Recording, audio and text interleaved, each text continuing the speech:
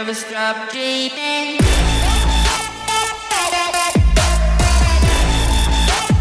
Never stop dreaming. Hey guys, welcome to New Level interviews with myself and Sam James, amazing rugby player. It was really a great privilege to be able to play with him at Border Bulldogs. I must say, when they came there, they just had a different mindset, and there was something else about them when they came on the pitch. So, Sam, I just want to thank you for coming on the show. I really, really appreciate it. But before we carry on, who is Sam James? Where does he come from? And where did the passion for rugby start? Obviously born in Manchester in England. My passion for rugby probably came from my dad and my granddad. I started playing when I was like 4 years old, I think, because he took me down, and obviously I played a couple of age groups, because age groups don't start that young over here. So played a couple of age groups ahead until I caught up with my own age group. But the passion from my dad and my granddad, both good rugby players, that obviously passed it down to me. No, that's definitely awesome, man. I must say they've given you some good skills and good mentoring and on that side. And yeah, Sam, I just want to reflect a bit back as well to the days when you guys came to South Africa and you came to play over here. If you had to look at yourself from under 19, under 21, playing some Currie Cup rugby as well, which of those moments really stood out for you? There was a lot. I think overall it's kind of the team spirit that we had over there. It was the first time I've kind of been involved in a team where everyone could sort of live together. We all stayed in the same sort of accommodation. So it gave guys a real chance to gel. I think that proved on the rugby field. But there's a couple of games that spring to mind. Obviously, I started playing a couple of games for the under 21s and then the under 19s. So a couple of games, I think I watched one of the games where the under 21s beat the Blue Bulls at home, I think, and that kind of team spirit, I think they carried the captain off at the end of the game because he was that knackered after playing for his team, that stuck with me forever. And again, it kind of links back to that team mentality in terms of everyone wanted to play for each other, and they'd put their whole body on the line and be physically exhausted at the end of the game just so that they could win for the people that they lived with, trained with, ate with, everything, which is incredible to see. Yeah, no, definitely. I must say that game is quite a big reminder for myself as well.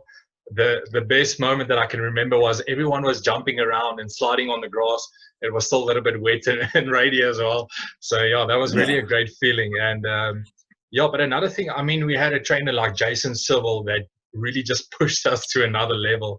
At times we kind of hated him, like, guy, we can only take so much. But what was the main motivation that kept you going during those sessions? Because I mean, yes, we had the team spirit and we had everything, but there were stages that we had that own mental challenge within ourselves. What was the main thing that kept you going? Obviously just personal pride and kind of wanting to better myself, really. I'm a very competitive person, so even with myself, even now we've got time off, I'll be doing my running, and I kind of do my fitness one day, and then I'll do a longer run. So I'll try and go for like a 5-10K run, and each time I'm trying to beat my time. So I guess it's kind of when I was out there, and I remember the big steps we had at the top of the stadium, because that was the hardest thing. We get the tyres up there, you'd have to flip the tyres, and that was nearly breaking point. But it's kind of, you just want to do it for yourself. You want to prove the point to yourself that you can do it within yourself.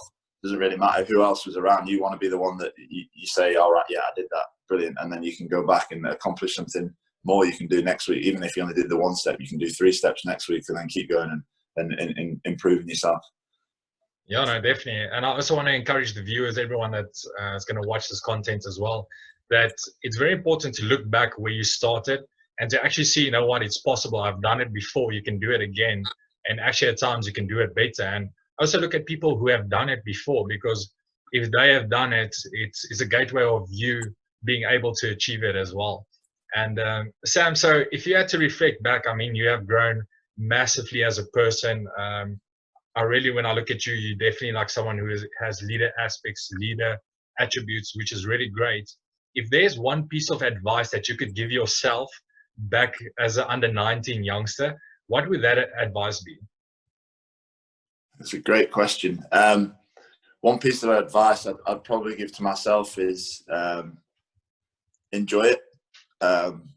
things don't last too long, and you can't sink yourself into so much things. You have to do something for your enjoyment and your own personal pride in it. So just enjoy the opportunities that come, whether it be in rugby or outside of rugby. I've been through so many situations now, and we're lucky enough over here to kind of get that backup support through a thing called the RPA, which helps with building our life for after rugby. So they offer a number of things that we can get involved in, and sometimes you let things pass you by, and the amount of opportunities that are available to us over here are incredible. So I think it's just to enjoy it, to take everything as it is, and try as many things as you can, because you never know what doors might open and what you might enjoy at the end of the day. Rugby doesn't last too long, and you might find an avenue to something that you enjoy more than rugby. Yeah, no, definitely. And how would you say, how important is it to prepare yourself for life after rugby and reflecting on yourself? Okay, but who is Sam James off the rugby pitch, and what other dreams do you have? Like, have you been focusing a lot on that as well? On thinking, okay, what am I going to do after rugby? Is there some things that I want to invest my time, and to just on that personal growth as well? Yeah, massively. I mean, we're all lucky enough to play rugby at one point in our lives, and whether it's ended short through injury or the fact that you don't enjoy it as much, or whatever reason, you kind of need those things to back you up. And I've obviously been doing a little bit, but even if you're kind of lost in things you're doing, that's what I'm saying before about kind of trying everything and opening new doors, whether it be buying your first house and getting your foot on the property ladder, whether it be, I don't know, finding small enjoyments in life, whether you love your dogs that much that you want to open up a kennels, or obviously, again, going back, sorry to repeat myself, but going back to the RPA over here, they offer university courses, stuff like that, and they're always trying to help. We have a fellow who comes in to help us out and to guide us and find out which pathways we want to go and find out what we enjoy, and then he offers us courses based on that. So I think for me, obviously, I've done my uni work when I left it a bit late, actually. I think it was when I was like 21, I started doing my uni course in sport and exercise science. I've obviously been lucky enough now to buy 2 houses, so that puts me on the property market. But again, I didn't really enjoy the uni course that much at all, so it's kind of not something I'd see myself doing in the future. Right now, I'd use my own example before, but I'd probably be looking at opening up some sort of kennels, something like that, doing something to do with animals, because I really like that side of it, and I'm contacting my player development manager to sort me out a course in that. So it's massive to kind of prepare for life after rugby, because, like I say, when come the age of, if we're lucky enough to play to our mid-30s, then we've still got a heck of a chunk of life left after that to find something we enjoy. Yeah, no, definitely. And the thing is as well, we definitely have to treasure those moments whilst you're playing rugby as well, because as you say, it's a very short period, and if you're lucky enough, you can play to 30 years, or if you're like someone like a Skulk Brits, you can play almost to like 40 years. Yeah, but not everyone is blessed like him, unfortunately. But yeah, man, and I just really want to encourage rugby players, because I mean, there's so many resources that the guys can use. Like, for example, in South Africa, there's the My Players organization. So the thing is, there's so many things available for the players. But here's the thing, they need to be willing to be able to step out and say, you know what, I need help. I'm struggling with my finances. I'm struggling mentally. Whatever struggle that you have, you actually have to step out as a rugby player to say, I need help. There's nothing wrong to say, you know what, I need some help and I need some guidance. That help is going to be there to advance yourself in your personal capacity still as a rugby player, but for life after rugby as well. And so, yeah, Sam, growing up as a youngster, who was your role model? Who did you look up to, and why did you look up to that person? Yeah, obviously when I was a lot younger, we had the World Cup winning side, so a lot of greats came from there. Johnny Wilkinson, Will Greenwood, fantastic players throughout the squad. But I think my sort of role models in life, I can probably pinpoint 2 players that kind of helped me out massively. When I was coming through the academy in Sale and kind of breaking through to the first team, Danny Cipriani was a massive help for me. He was so positive all the time. Giving me little hints and tips on my game, just helping me in every way he could, on and off the field. And then obviously played 2 seasons with him, and then he left to go to Wasps. But then we signed Johnny Ross, obviously a fellow South African, who now is captain of the squad, and he's massive for me. He's probably one of the best leaders I've ever played under. And again, we're good, really good friends off the pitch. But he's taught me so many life lessons and how to hold yourself, how to instill confidence in not only yourself but other people by the way you act and stuff like that. So, a couple of players there to name a few that have really had an impact on my career. Yeah, no, definitely. And it's great to hear. I must say something that has really stood out during all these interviews that I've been doing is that most of the players had someone basically coaching them and mentoring them and guiding them. And that's very important. I think we need to look at someone that we really look up to, that we aspire to be like that person, and not to be exactly like him. You still have your own uniqueness, but just to focus on someone that can help you to achieve those goals as well. And the thing is, we definitely live in some crazy times at this moment with the lockdown and the virus, and there's so many fears and everything like that.